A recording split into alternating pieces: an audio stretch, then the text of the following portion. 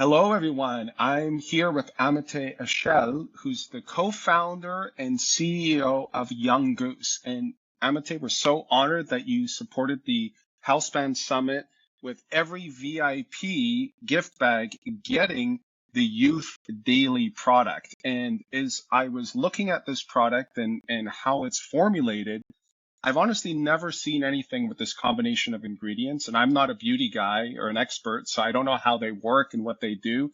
So I would like to have you tell us, like, what is Youth Daily and why did you create this particular product as a formulator? Because I know you know a lot about longevity and anti-aging and beauty and skincare. So let's dive right into that. Tell us about this product and the formulation. Okay, I actually never get to talk about specifically that, like taking a product and breaking down the formulation.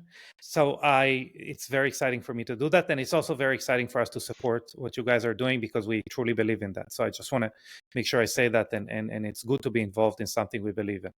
Now, I would like to start by giving a little kind of good news and bad news, which is skincare. A lot of the times we can have a very easy avenue, a much easier avenue to create an efficacious formulation than we would with supplements. We have a much smaller, if you would, target organism because we don't target the entire organism. We only target, hopefully the local cells that we apply the products on, and obviously the cells beneath them. So down to a certain depth. So I'll give you an example, which we're going to get in the formula. But for example, we're using resveratrol. Resveratrol, Right. If my friend asked me, hey, should I be taking it orally? I would not have them necessarily spend their money on resveratrol. Obviously, there are some caveats there, but it's not going to be my first recommendation for a polyphenol, longevity compound, anything like that. But locally, we can see beautiful results because it interacts, especially like the form that we're going to talk about in a second, but it interacts fantastically with the skin locally. And you just brought up, I sorry to interrupt, but you just brought that because I was going to ask that. So, we can go through the ingredients one by one, but when I saw this, right, is that it says like a fermented resveratrol. And I know as a longevity guy who does research and reads the research that there's some controversy right now about resveratrol being even useful at all as a longevity compound. You have two camps. You have people who say it's really great, we love it, and you have some people saying like don't even go near that as a supplement, that it has no value.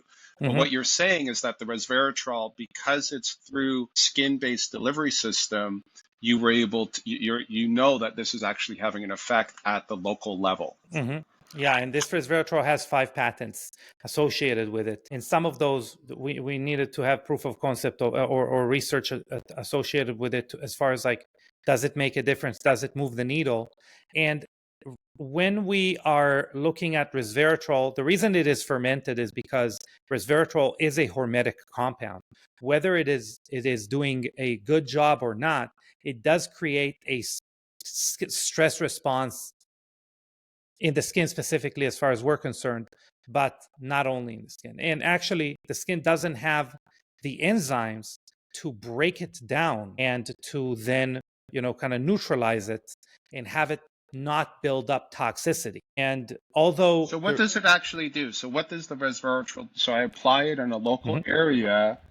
I mean, is it an anti-wrinkle effect? Is it because I mean, that's all we ever hear in beauty, right? Like this is reducing wrinkles, but I'm guessing resveratrol isn't doing that. Like you're already shaking your head. That's not what it does. So what does it actually do at the local level? So it actually does 2 things. The main thing that we care about is it a reactive oxygen species scavenger. It means that it kind of deactivates or stabilizes free radicals. And the reason that is important is because most of the things that we think of as drivers of aging, from UV damage to pollution to heavy metals, glyphosates, and I can go down the list. Even if someone smokes, the reason their skin changes is mainly because of free radicals. So when we can lower free radical damage, we can actually obviously contribute to skin longevity. I'll give you like a small caveat.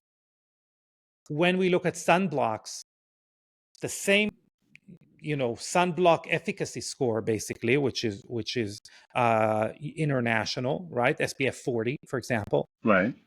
is almost doubly as effective if it has a good antioxidant next to it, or a reactive oxygen species scavenger next to it. So just to drive home the importance of that kind of compound. That's number one.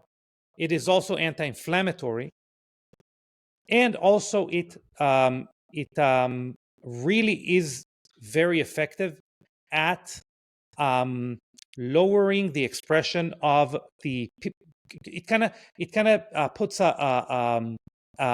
curbs the will of the skin to create pigment, which is very important for anyone that is not, let's say their skin isn't working optimally, which is anyone above like the age of 25, because there is an uneven. So we want to make it harder on the skin to create pigment or to respond to stimulation to create pigment, because it will create uneven pigment. It will create hyperpigmentation, and it's going to be driven through different mechanisms. So by suppressing something called tyrosinase, we can even out pigmentation long term. Wow. I mean, okay, Yeah. so let's continue to go through these one by one. I mean, the big ingredient that's right here, for those of you looking at home here on the label, spermidine life. Now, Yeah. I know in the longevity community, people may have heard of spermidine or spermidine, depending who you ask, and this is obviously a specific group that has their own formulation. Yeah. Why did you put this? Because again, I know it's an oral supplement. You put this in your skin line. So what is spermidine doing? And then we'll continue to go through the ingredients list. But let's take that one next. So spermidine is a molecule we have naturally in the body. Obviously, any living organism, for the most part, engages in something called autophagy, which is spring cleaning of the body. Right. But it's more than that, actually. It is like the chimney of your repair and renewal and, I would say, like resilience furnace. Okay? That is because what I mean by that is it doesn't only allow the fumes, exhaust, materials that have been used to be ushered out, but it actually also stokes the flames. So the more autophagy we have, obviously everything is within reason, the more renewal we have. Okay, so we can drive renewal, we can signal more renewal by increasing autophagy. Right. So that's so delivering that spermidine at the level of the skin, you're creating autophagy in the skin cells, because again, every single cell has to go through autophagy if it wants to remain healthy. And so now you're literally sort of stimulating the health of the cells wherever you apply this product on your face or body. And we even contribute to skin microbiome and skin barrier. So it actually goes from the outside of the skin, in layman terms, to the innermost layer that we care about, the dermis in the skin. And it's important to understand that people are going to, same way, and we're going to touch on NAD or NAD in a second, but the same way where people might have heard about resveratrol or NAD, spermidine is going to be the next big thing, in my opinion, in many people's opinion. And the issue here is this: because it's a molecule that has a lot of financial, I would say, benefits to being associated with it, we are going to start to see, I would say, like a little bit of a game of margins and of profitability as time goes on. And something important to understand, that spermidine it is a end result. This is the molecule that your body uses, but it is not the fuel the body needs in order to create that molecule. Spermidine, it's limited. The amount that we can provide to the skin of direct spermidine is limited. We actually need other precursors or postcursors, other forms of that, in order to enrich the skin fully with that molecule. So we have also so we have other polyamines, putrescine, spermine, that are also boosting the amount of spermidine that our skin has locally. Something That's important that, already in this product? yes, Like you yes, have yes, addition, yes. so not only do you have the spermidine itself being delivered directly is a sort of skin supplement, if you will, Yeah, but you also have some of the precursors to help the skin generate its own spermidine to supplement its own levels. correct. Wow, that's phenomenal. Okay, well, we don't have too much time. I know Yeah. you're a busy, man, so let's just keep going through these. So you mentioned already NAD, Hmm. and you also have this NAD, and I've seen this on the Young Goose products, NAD Noble. Hmm. So, I mean, I've heard as a longevity guy again about NAD or NAD, but what is the difference between that NAD that I may be seeing that people are getting as an IV or sometimes a dermal patch now Hmm. versus delivering it in the skin, and why Noble? So NAD Noble is the first kind of ingredient that we used in Young Goose, obviously a patented ingredient, which is the liposomal NAD precursors that are micronized. They're called microencapsulated. They're basically nano-sized so they can absorb through the skin. And they are then being assembled, kind of same thing that we said about resveratrol, sorry, excuse me, about spermidine is true about NAD. The body needs the building blocks to create the full-fledged NAD molecule that the body uses. NAD really is the fuel for any repair process in the body, Yeah. really, over Yeah, if 600 anybody remembers processes. from high school or college, the Krebs cycle, there's like a plug-in point for NAD that you see in that graph, and Yeah, it's essential. Like if you don't have NAD, you're in trouble. Like if you stop producing NAD, you're done basically. but So it's we not, need this all the time, but it's hard for us to produce. We know that NAD levels go off a cliff as we age, right? That's one of the yeah. big concerns there. And the skin actually needs it the most. UV damage, Really? yes, UV damage has direct correlation with NAD depletion because the Hmm. need to, so there is direct mutation of DNA because of UV radiation. That requires about 17 different enzymes. Some of them people would know as sirtuins, but there are other ones, for example, PARPs that people might know, might not, that really are all dependent on us. So 17 different enzyme families that are dependent on NAD in order to curb the or to handle the damage of UV radiation. By the way, also EMFs, blue light, other things also cause that. But Right. the skin is kind of first line of defense. It is always starving for NAD, and very, very important to know that not only that NAD allows you to create energy, but it also is a cofactor for those enzymes. So it basically is a almost like a catalyst for those actions. Right. So if you don't have enough NAD, you are basically remain left with mutated DNA, and over time that obviously leads to cell death um, and other bad things. All right. So, and let's go down to the next one here. So, enhanced copper peptide complex. Now, Yeah. copper peptides, that might be the only one that I've seen listed on other beauty care products. So, Yeah. obviously, you added that in. Maybe people have heard of copper peptides, but for anyone who hasn't, please explain why that's important. So copper peptide. So peptides are basically like a lock and key mechanism in different for different functions in the skin. And copper bound peptides are very important for the formation of the skin matrix.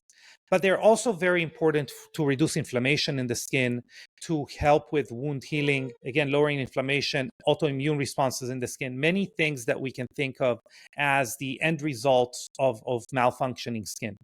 The issue with copper peptides, so GHKCU, which is the hero copper peptide that we use, skin wrinkling, is that all of the studies have been or 99% of studies have been done in a form that would isolate their results around someone that has the perfect conditions to respond to it. And what we've learned using it for, I don't know, over 5 years now, and having a lot of research and development, over 10,000 research and development formulas in our books to date, we have learned that when you take it to the real world, anything from its fragility, the temperature that it is being Right. transported in, but also daily life and the movement of our of our skin, basically, renders the scaffolding that it builds for collagen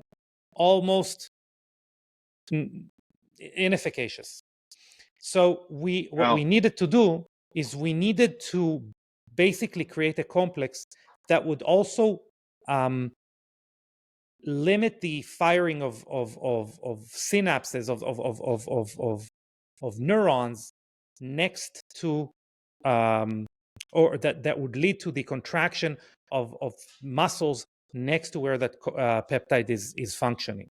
So we use two It's a tremendous amount of detail. Like, I mean, I've never heard this sort of talked about anywhere before. So that's fascinating. So even the way the peptide is being delivered in the copper on the skin already has something in it to essentially modulate neuronal function in the skin to ensure it's delivered properly. Did I assess that correctly, or understand that correctly? 100%. And I equate it to playing with rubber and creation of wrinkles, or or mitigation of the creation of wrinkles. So if I play with rubber and it bends in the exact same spot all the time, it's going to you're going to create cracks. If I then use glue as an example to mend that, and I keep playing with it and it's going to bend in the same place, that glue is going to become irrelevant.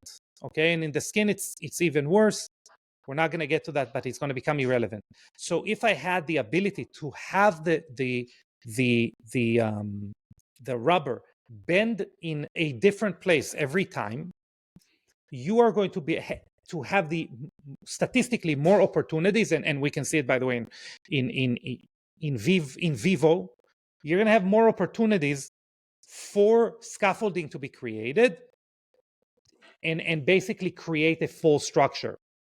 That's what happens with neuropeptides. Neuropeptides sit on a synapse, for that matter, and they work very similarly to Botox. They're significantly less powerful. But that's what I was thinking, because you were talking about neuronal firing, and that's kind of what people are doing with the Botox, is essentially, and you're saying that's somehow included in the ingredient of this particular formula. Yeah. So there are two. Yeah. So, okay, so let's just talk about one more thing. This is actually what the bottle looks like, by the way. I love this design. So it's ready for travel, because that's always one of the things. Like, you can't, when the product looks like that, you can't travel with it. And now I can, there we go. Now I can carry this in my bag, my purse, whatever somebody wants. So one last thing around this, because I know we're almost out of time here. Yeah. We talked about the individual components, but like, obviously this was formulated into a complex formula, and obviously you're very deep into the science behind this.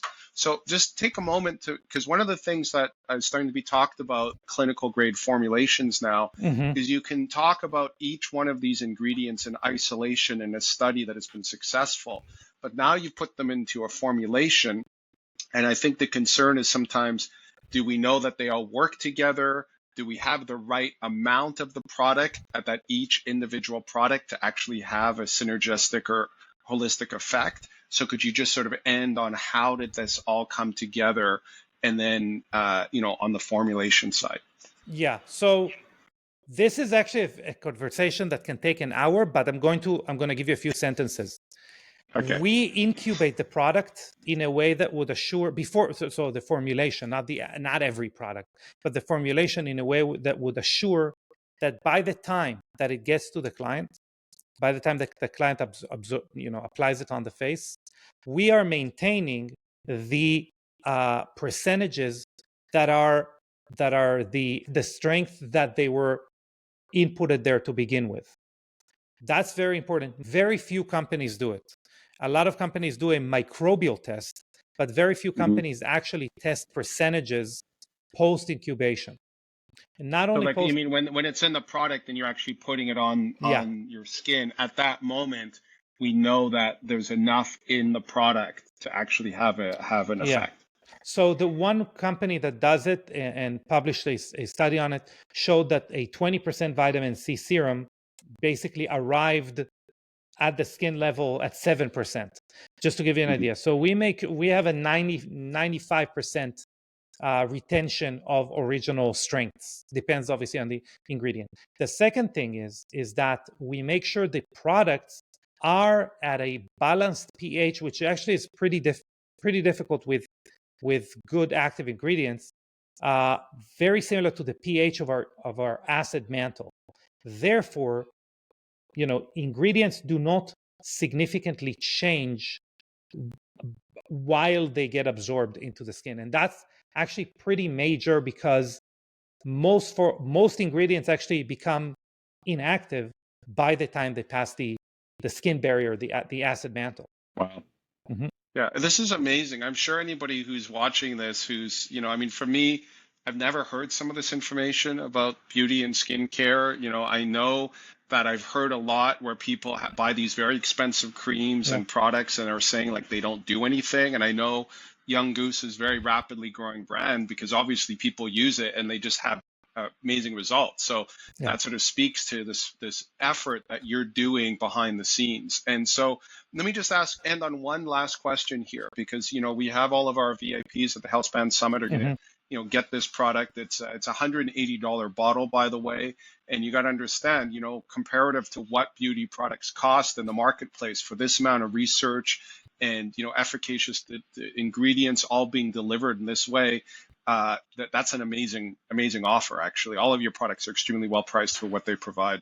So how do I use this? Like, if I'm actually now, I've heard all this and I'm thinking this is great. I have a bottle of this at home. Is this something I just use on the wrinkles of my eyes? Is this something, where do I put this where I have the greatest concern? Is it predominantly face that you use it for? Because some of the things you even mentioned sound like it might even do some spot reductions in pigment areas. So what's the use of the product that you recommend? So first of all, let's say you got this specific bottle. I would use it on my face, neck, and back of the hands. Okay. We do have people that are more affluent that buy, a lot of that specific product and use it as their they're body bathing product. in it. They're just swathing their whole body. Yeah.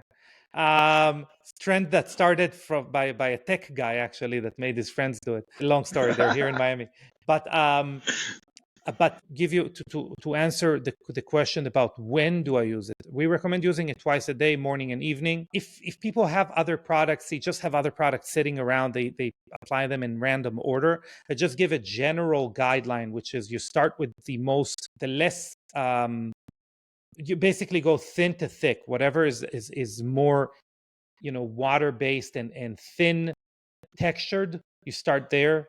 And that is a pretty thick product. It's a hydrating product that's going to go probably last, unless you have, I don't know, some balm you're putting on your skin. Okay.